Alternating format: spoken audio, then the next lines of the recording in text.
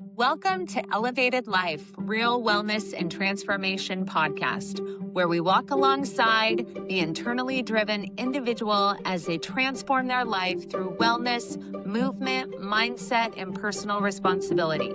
If that's you, you're in the right place. Let's jump in. We're going to continue on with the discussion we had on the last podcast about skinny talk and that fad. If you haven't listened to it, episode 86, I highly recommend it. Basically, spoiler alert, Johnna went through her 35-year journey of anorexia, yo-yo diets, you name it, she tried it to figure out what was going on with her weight, essentially, to get a hold of it. Yeah, you said 35 years, and I was like, 35 years? I'm 49, but then Yeah, so I it was guess 37 years. Or like, excuse me, 40, Yeah, right? yeah. That's insane. Like, I'm that old. I didn't mean it that way. I know I'm not. The funny thing about aging is that I don't feel 49. I guess that's what happens when you eat whole foods and lift heavy weights. You don't feel 49, Yeah. right? So speaking of the heavyweights, spoiler alert, that was really what kind of solidified the journey, I guess, for Johnna, and just evening things out, let's say, was resistance training. That was a huge thing. And so we wanted to jump in. That was the thing. That was the thing. Yeah. Yeah. But we didn't talk a whole bunch about it on the last podcast. So we wanted to jump in and have a little more detail and a little more tools and real life, what that really looks like in this one. So we can kind of combine the two and round that circle out. Yeah.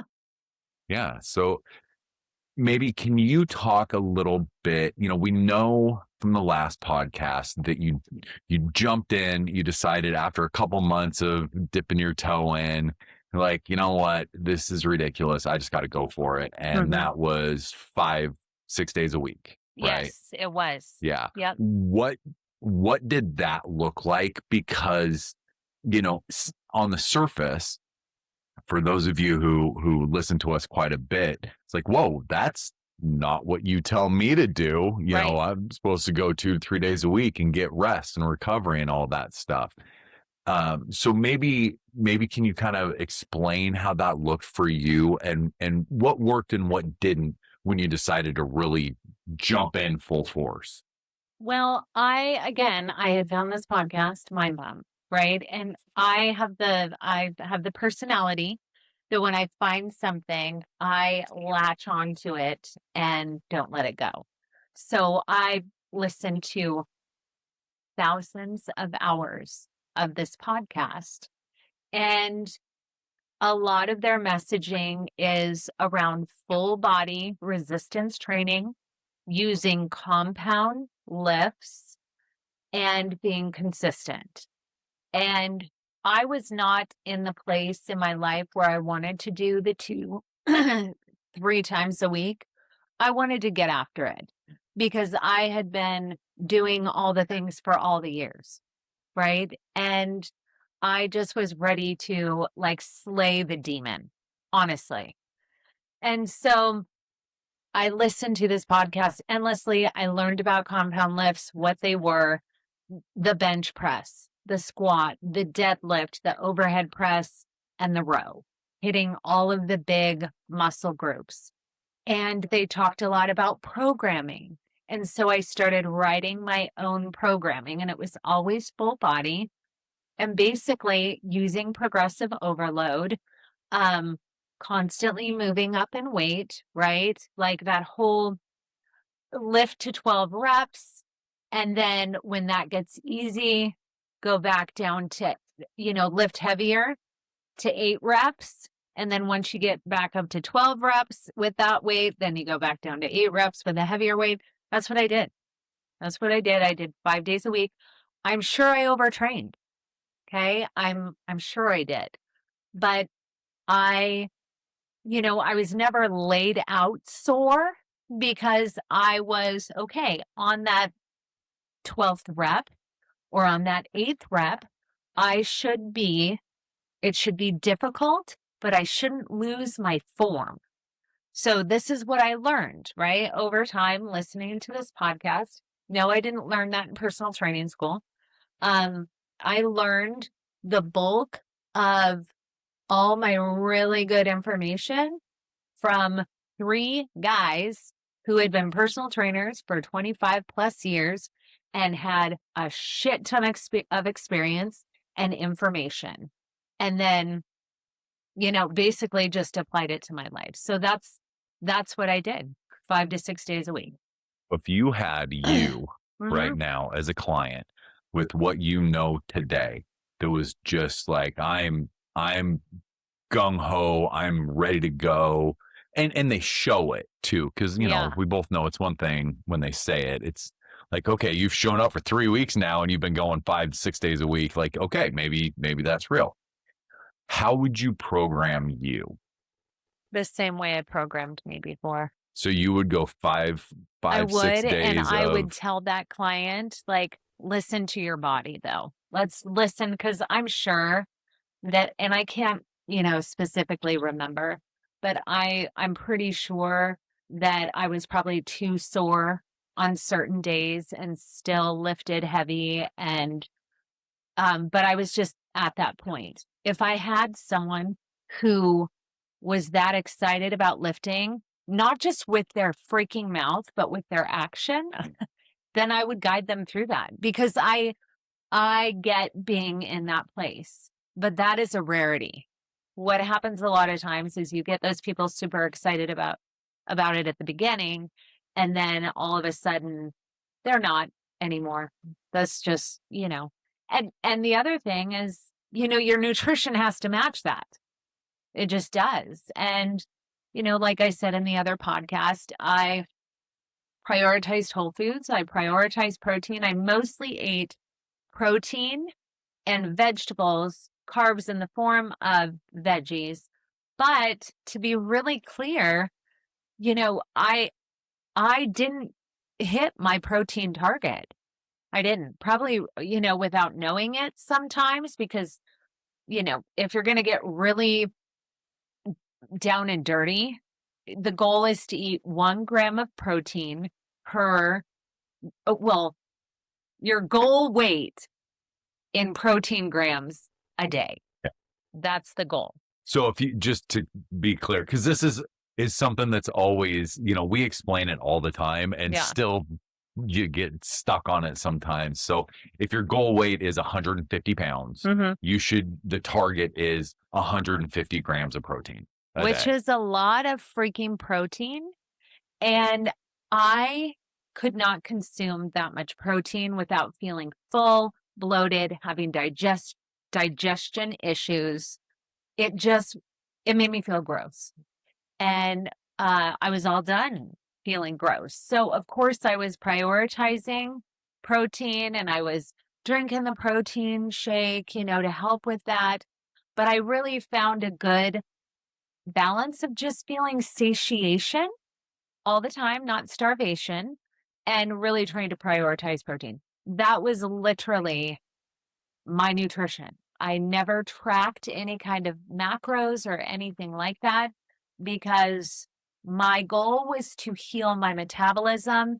It wasn't to compete in a body composition challenge, right? It just, I think that's an important thing to note with that target for protein is it really is just like an out there target.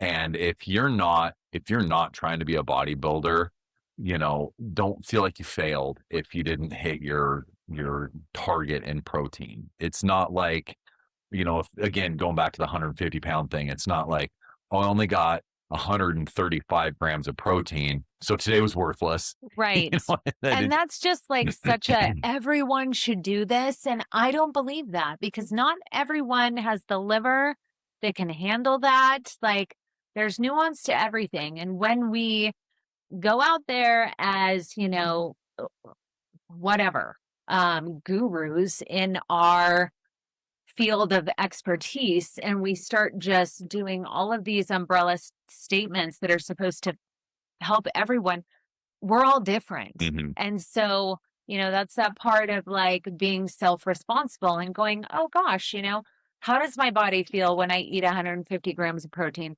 Well, I feel like shit and my digestion is screwed up and I can actually feel my liver. And okay, well, then maybe that's not working for you. Yeah. We know that protein is important, right? We do. But, that never worked for me. And so, Just like anything else, it's a good starting point. yes. But then I think the theme that I wanted to get back to, really the theme with you, is you listen to your body, but you didn't let your body dictate. And this is what I mean by that. Yeah, I'm sure there were times where you were sore and you were tired. And, it's like, oh, I could listen to my body and I should probably take today off. Right. You know, that's not what we're talking about No. with the rest days, where you didn't get to a point where, you always use the if it's hard to get on and off the toilet, maybe we need to scale back just a little bit. Totally. And I can say for sure that it wasn't. Like I wasn't so when I talk to my clients, what Clint is referring to is after their first, second training session, I'm like, okay, I want you to message me and tell me on a scale from 1 to 10 how sore you are. 10 being you can't get up off the toilet, right? Without like massive assistance. And so if that was not how I was every time, right? It wasn't. And if you're training correctly in good form with that last rep being difficult, but you're not breaking form, that shouldn't be your soreness level unless it's, your first week of training. Your first week of training, you're always going to be trashed. That's just how it is. So that's basically how I trained. And it didn't take long, but I also didn't put a time frame on it. I was like, this is going to take as long as it takes my metabolism to heal. And it could be, according to everything that I listen to, it could be 5 years, it could be 6 months, right? And it ended up taking about a year. And I really started seeing results probably within the first like 4-ish months. I did not weigh myself maybe twice in that year because I didn't care about what the scale read. I mean, yes, I did, but I wasn't going to allow that space to infiltrate my mind because I had for so long. It was just fucking exhausting. Mhm. So I was like, no, what's going to dictate is how I feel and how my clothes fit. That's the how I'm doing this. And slowly but surely, my body started to tighten up and I started to get muscles and things started to change. And yes, there were certain lifts that like really were game changers. I talk about the hip thrust all the time. That took me a very long time to perform because I was embarrassed to do the hip thrust at the gym because anyone who's done a hip thrust knows what that movement looks like. The only place to do it at the warehouse gym at the time was with a good bench was right when you open up the front doors. You're Yeah. just right there hip thrusting, right? And Right in so front of all the people on the treadmills. yeah, exactly. So I like had a friend, we set up an area back when the green room was all caged in, right? Mhm. And it was like, okay, we're going to go back here and okay, this might work. It was a makeshift thing and did it. And I was like, oh my gosh, this is a fantastic exercise. And I don't believe in spot reducing fat. Obviously, that's not scientific, but whatever the hip thrust did for my hip, belly, upper thigh region, super loved that. Right. So, I just learned as I went along. And every time Mind Pump would drop a podcast about, okay, the upright row, this is what it does to the body. Okay, then I'd listen intently and I'd take notes. All right, this is how you need to bench press, and this is why. And I'd take notes. And then every single day when I went to the gym, I had a written out plan that I planned myself. And that was very rewarding. Like, not only did I, because at the time I didn't know I was going to be a personal trainer, Mhm. right? I just was so empowered by the fact that I was learning all these things and I could write my own programming with confidence. And really, anyone can do this, but they have to be tenacious enough to do it, to learn, right? Because, you know, going to the gym with no plan, uh, is foolishness, right? I mean, you just end up wandering around. So I planned out everything. I think that last statement is a good transition, unless you had anything else you wanted to talk about with the lifting specifically. Hey, friends, if you're getting something out of this, connect with us on our social media platforms. We're at CJ Elevated Life _ on Instagram and TikTok, and CJ Elevated Life on Facebook and X. We're answering DMs, sharing daily content, and building community with people ready for real transformation. For now, hit subscribe wherever you're listening: Apple, Spotify, YouTube. We drop 2 new episodes every week. And if this episode resonates, share it. That's how we reach more people who are ready for change. You can also find everything at cjelevatedlife.com. All right, let's keep going. Um, since the last podcast, we've been able to compile some questions, and so I'm just going to go through those, and we can chat about them and see. But this is kind of like what's top of mind with people based on what was said in that last podcast. And so I'll jump down because the first one, or the third one, really um, touches on what you just talked about. So, how do you balance learning new things with just jumping from one thing to the next? Because we talk a lot, and you see this a lot, with influencers or with whatever. It's no, do things this way, or do this lift for your, or do this lift, and so then it's just there's so much shit out there, but at the same time, you don't want to just be, all I know how to do is bench and squat, so Yeah. that's all I do. You want to learn. So how in your mind do you balance out that, trying to figure out new lifts, new ways to target different muscles without just constantly jumping to the next thing? I just don't jump to the next thing. Like, I love bench pressing. I love incline bench pressing. I love dumbbell pressing. I keep those things, and then push-upping, right? I mean, I keep all of those compound lifts. They're my base. They're my core, and I always come back to that. That is the foundation of every session for myself, every session for a client. Now, sometimes we're doing a variation, right? Of like, um, let's say you want to work on your ass, and we all know that the Bulgarian split squat is great, but so is the hip thrust, right? So I want scientifically, like, almost bro science lifts. I don't get into all of the specialty things unless they're specific goals. Like, I just recently started doing a single leg deadlift, like, for the first time. And I'm doing that specifically for balance, right? Because I have a goal of better balance. And so that's when I'm going to do that Mhm. now. And also a goal of maybe getting a bigger booty, because I don't naturally have a bigger booty. I don't know if I'm answering, if I'm just using too many words to answer, but my Well, my foundation is the compound lifts and variations of them, but not too fringe.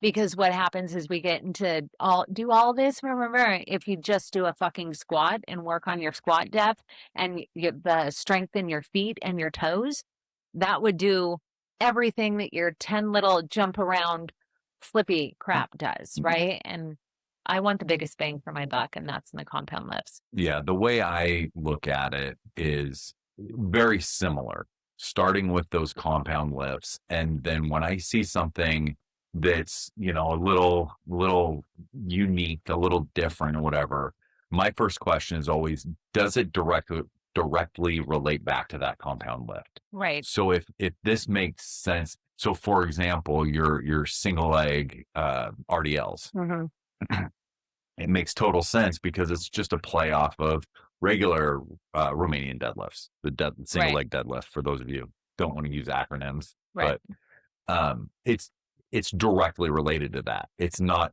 here's this crazy, zany, wacky new thing, so I think it's really good when you get those foundations, then just to kind of, adjust a little bit from them as you want to try new things. And you get really good at the compound lifts. I mean, let's talk about that. It takes practice. Yeah. I mean, I've been working on my squat depth for 1.5 years, people. Like, when I first started squatting, I didn't care about squat depth. I just wanted mass. Oh, yes, we're just going to weight it. And then I realized, oh my goodness, I have issues with my feet, mobility, and toes. And I spent all 1.5 years dismantling my squat, taking the load completely off just to work on depth, right? But it's still that basic compound lift. You just get better at it. The problem is people want to go to the gym and they're so overstimulated that they think, okay, I've got to do, all these ridiculous exercises. And then they're shocked when they get ridiculous results, right? I mean, it's just like, stick to the basics. We've overcomplicated everything. It's very boring and very simple, right? Yeah. The people that really, are heavy into just lifting, those resistance training focused trainers, oftentimes you'll hear, hey, you should probably do the same lifts for like 4 months. Yeah. Or more. Yep. And get And really guess good what? at them. It might get boring, but who gives a shit? Because what are you doing? Are you going there for entertainment? Yeah. Or are you going there to build muscle? Totally. And things happen. Like, let's talk about this, right? So when you're first learning, you're just actually learning the movement. And then you got to learn how to hold your body and feel the muscle and get the mind muscle connection. And you got to learn the proper times to breathe and the hip points and how far to bring down the elbow. And this all doesn't happen in 1 week. It takes a really long time of practice and focus to actually get good at just the basic squat. I'm sure that I'll be working on my squat for the rest of my life. And if everyone was really honest, any lifter, they would say the same thing with some kind of lift, right? Absolutely. A lift. It doesn't matter which one. It's like you're constantly working on it. So switching gears a little bit and going back to maybe the most top of mind question from the last podcast. Are you nervous about gaining the weight back? No.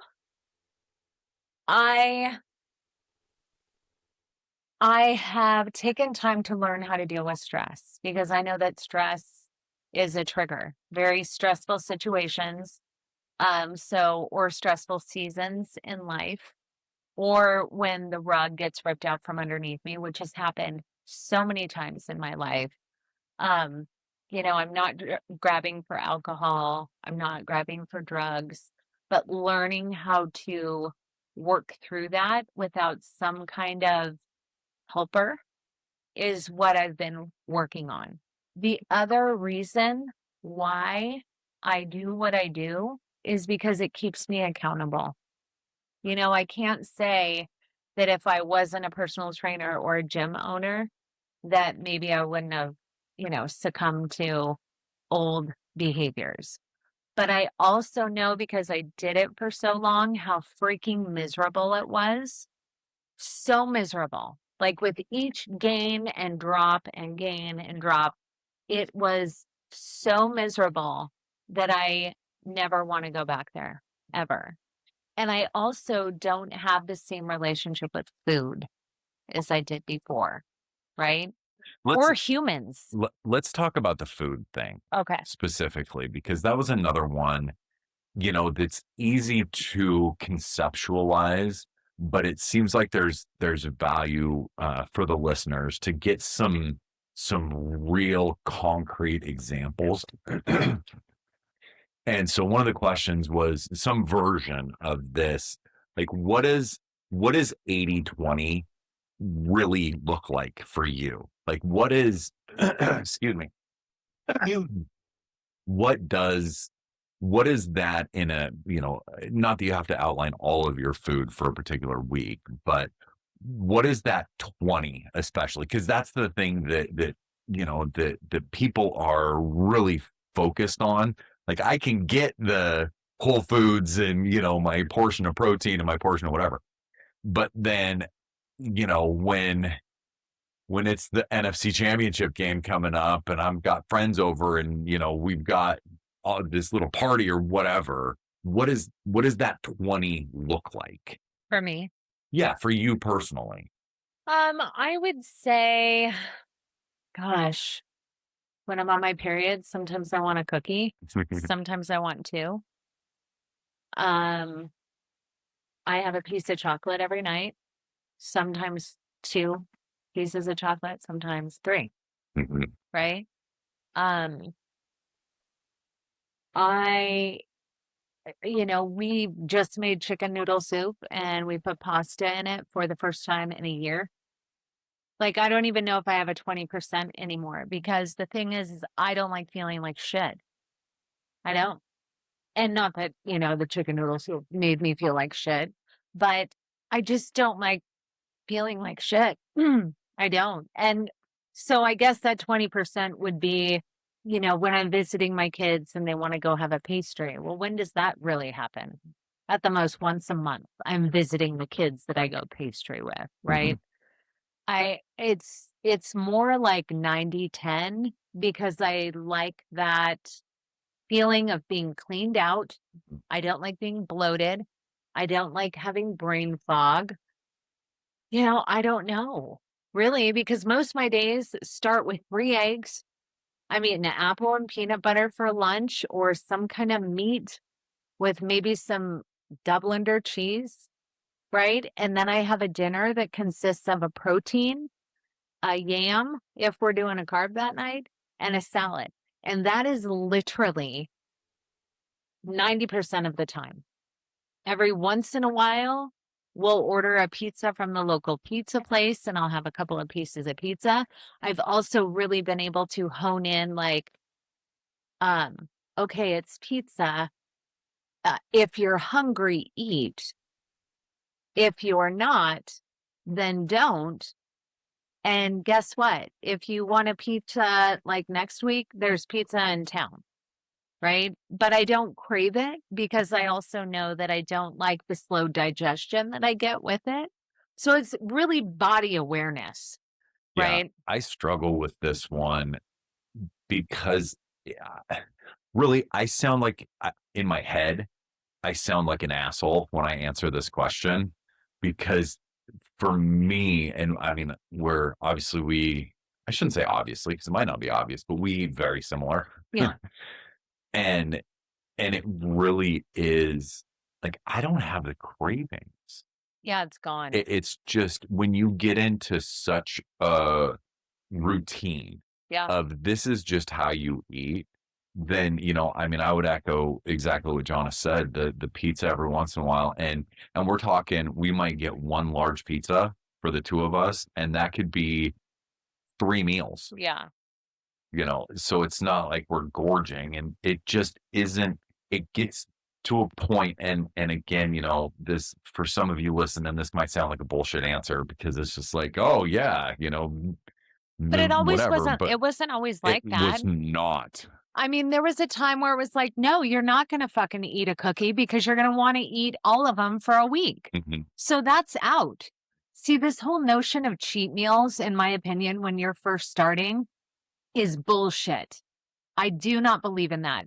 You have to retrain your body to know what it feels like and heal because eating whole foods is a natural healer to your body. You start to detoxify, you start to become sensitive to sugar, right? So, meaning like, what used to taste perfect in terms of sugary, when you take a bite of it, now your teeth want to fall out because it's just like, oh my gosh, there's so much sugar here, right? You want to retrain your body. So, I know that probably for a year, I didn't have cheat shit.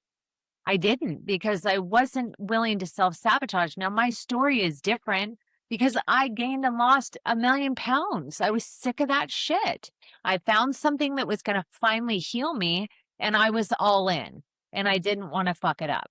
And I really like feeling good. I really like running optimally, right? I don't like feeling bogged down. I don't like feeling depressed. I don't like that shit.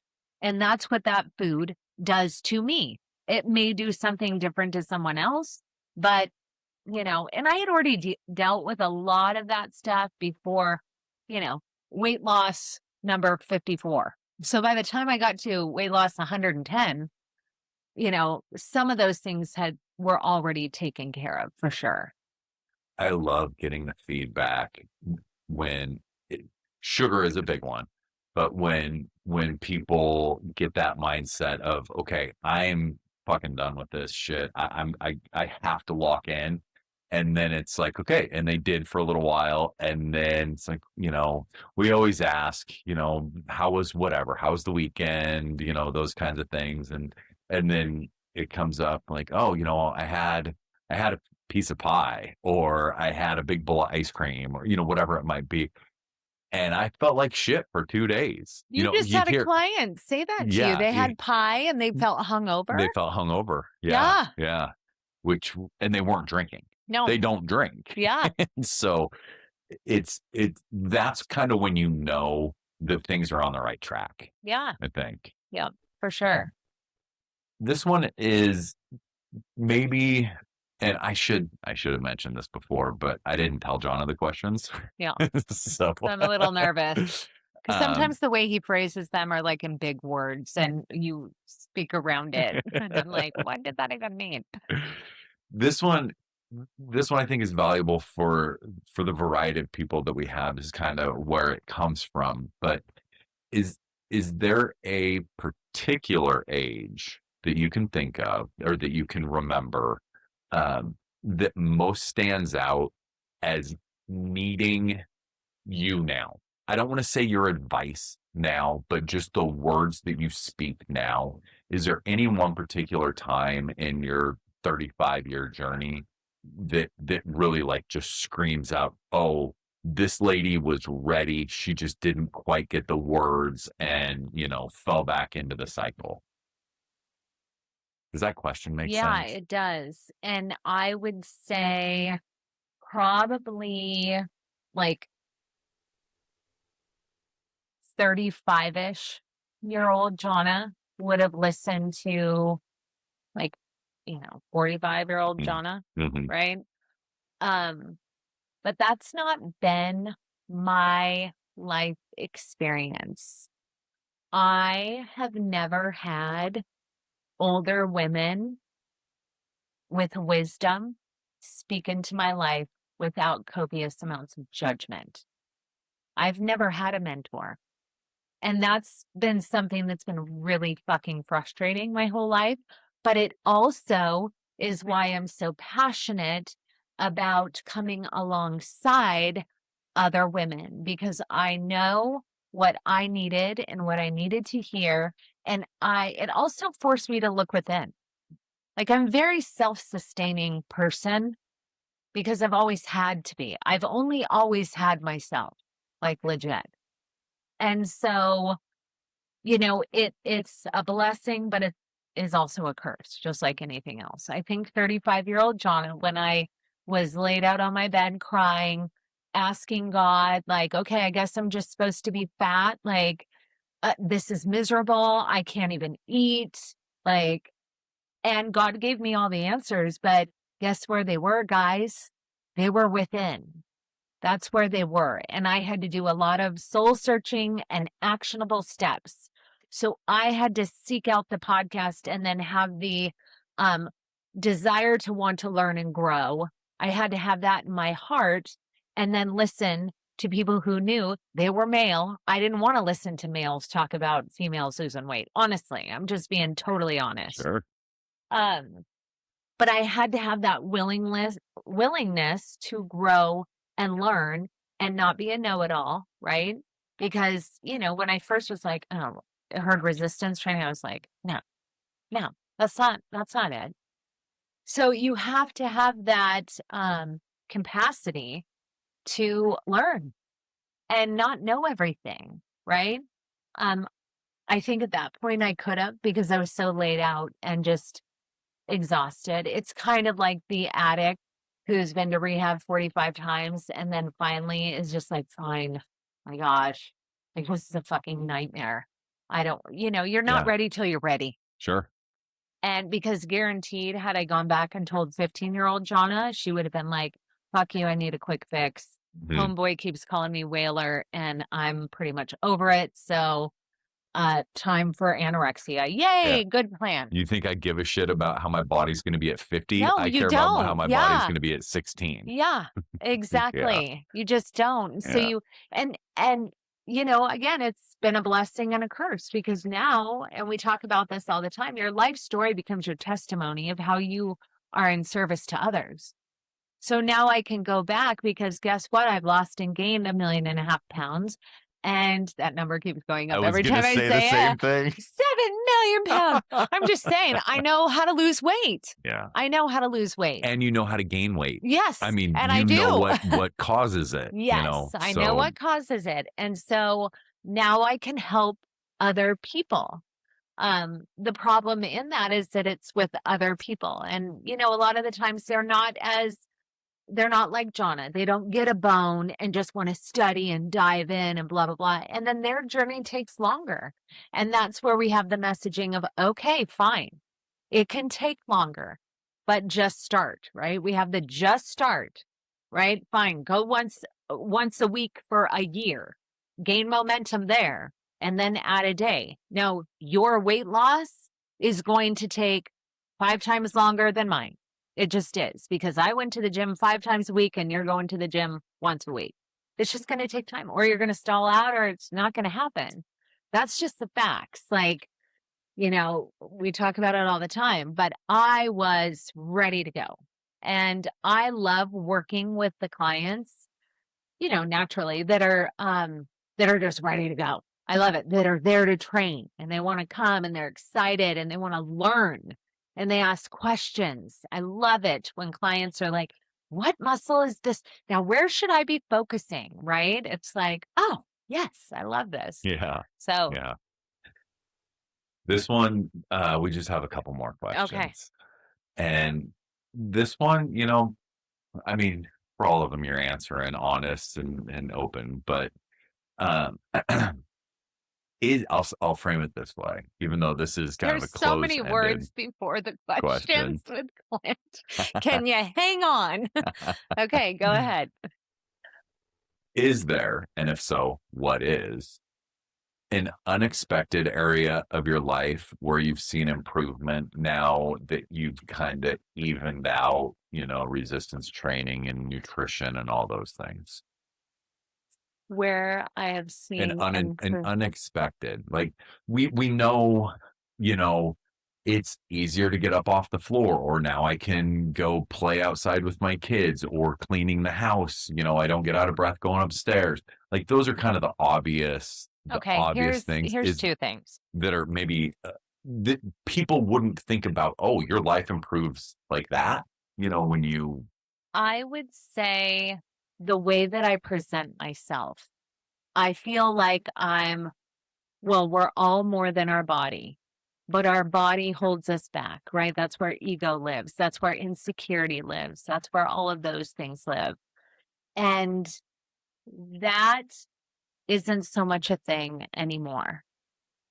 And the other thing, which this is something people would think about, but it's a huge thing. One of the best things is being able to, for women, maybe men too, you can buy off the rack clothes. Like, and I'm not going to a plus size section. I don't even have to try on clothes some of the times. I just hold it up, and I still struggle with body dysmorphia because that's just a thing. And sometimes I hold up the jeans and I'm like, those are so small. And then I go try them on and they fit. And I'm like, that for a woman, and maybe for men, like I said, but for women, that is so huge. Like it is so big to be able to go shopping and not think what's going to cover my fat rolls. Now I can go and be like, what's pretty? What's pretty? What do I like? Right? Not like what's going to not make me, look like I'm 260 pounds. And the truth is you're not hiding it. No amount of sweatshirt, no amount of long shirt, you're not hiding it, but you're tricking yourself. And not having to think like that when I'm shopping for clothes or just even enjoying going and purchasing clothes. Because who wants to go into the try-on room? I mean, I still have trouble with that just because the lighting. It's like, oh my gosh. But you know what I mean? Yeah. It's just so amazing. And the other thing I would say is my mobility. There are some things with my mobility that I thought I would never be able to do. And now I can do them. And that was just happened because of range of motion and really working on the range of motion of every lift or every stretch and that's been amazing. So Nice. is that a Yeah. good answer? Okay. It's a beautiful answer. Well, good. Yeah. And I will say, I think you are very much speaking to women Yeah. there. I don't know that Yeah, it's a men. thing. Yeah, You for know? sure. I mean, girls like to look pretty. And when you're shopping just to cover up and you're embarrassed of what section you're shopping in, it becomes a nightmare. And that's why you end up in jammy pants and a hoodie all the time. I mean, it's just the facts. Okay. All right. We'll end on this one. Um, a lot of people get nervous about, okay, I have these goals. And even if it's not a specific number on the scale or anything like that, you kind of know when I've reached a place where I'm pretty content, I'm pretty happy.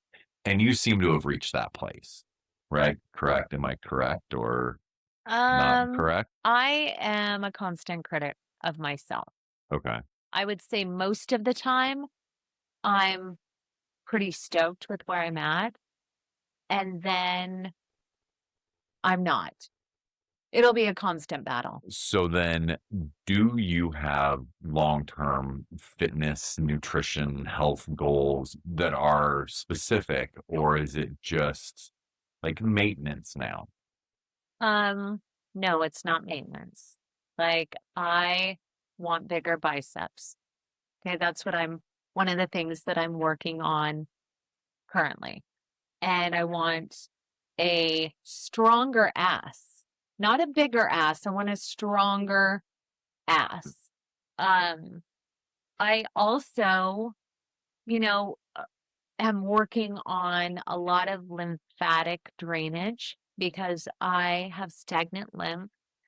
And that's one of the things, and that's aesthetic. This is all aesthetic because we all know that cellulite is stagnant lymph, right? So I'm working on that. It's really hard for me because as someone who has gained and lost 7 million pounds, I have Big jump skin there. issues. I have massive loose skin. I have stretch marks. The war wounds are real. And those aren't going away. And so I'm not getting surgery because I'm not messing with my chi, my energy that runs through my body. Once you start slicing and dicing, then that cuts off chi. Not doing that. So really, I'm trying to focus on accepting my meat suit Mhm. for what it is Mhm. and understanding that I am more than my body. I am a soul. I am a spirit. And, we talk about that all the time. Like, this is what you fall in love with. This is what you should nurture. But we're just shoved into this body that sometimes is really frustrating. And we've done that to ourselves. Like, I can't be upset with anyone else. I did this to myself. And so taking that responsibility and then also realizing this body tells a story, the same story that I just told on Monday that I'm finishing up right now. It just is the visual story, right? And sometimes there's shame in that. And that's just, I think it's going to be my lifelong struggle because this is my lifelong story. And this is my purpose, honestly. And so I could sit here and say, oh no, I feel great about myself all the time. And I'm just, no, that I would be lying. Like it's a constant struggle. But I win the battle most of the time. Or the war. What are the little things? The battles and then the wars? The battles are the little things. Yeah. You win the Okay. battles most of the So time. I win the battles most of the time. And But the sometimes war is never over. No. Is what you're saying. it isn't. It isn't. That's just, when we had our soul contracts and we all came to Earth with our mission, this is what I decided it would be. And that's really fucking annoying too. Because whatever. But I'm just saying, On that happy there are note. some times that I don't win the battle and I become very like aggressively just mean to myself. Like, look at what you allowed to happen. And now you got all this saggy skin. I don't even know if I could have a six pack, especially in my lower abdomen, with how many times it's been blown out. Like it'd just be like a skin fall, like just skin, right? I mean, it's just like, I don't know. So, you get frustrated, but my goals change every year. Last year, my goal was to rest and learn about my central nervous system and get really introverted trauma and dealing with all those things. So I was really only lifting twice a week because my goal wasn't that. This year I have goals, like with my biceps and my booty. And, hopefully you can see my triceps at some point. That would be nice because I train them excessively. So, Well, on that happy note, thank you Yeah. again for opening up. I think it was a good follow-up. And I do want to just plug the fact that we love getting questions yeah, and love to do these follow-up type podcasts on, things we can clarify and go deeper on and just expand, yeah, so really appreciate that. Keep those coming. And, again, if any of this stuff resonates with you or you think it might resonate with somebody else, share it. Let's keep the conversation going. yeah, absolutely. Oh, there's that word. Absolutely. Thank I you so didn't say much it for one time. listening. And we'll talk to you soon.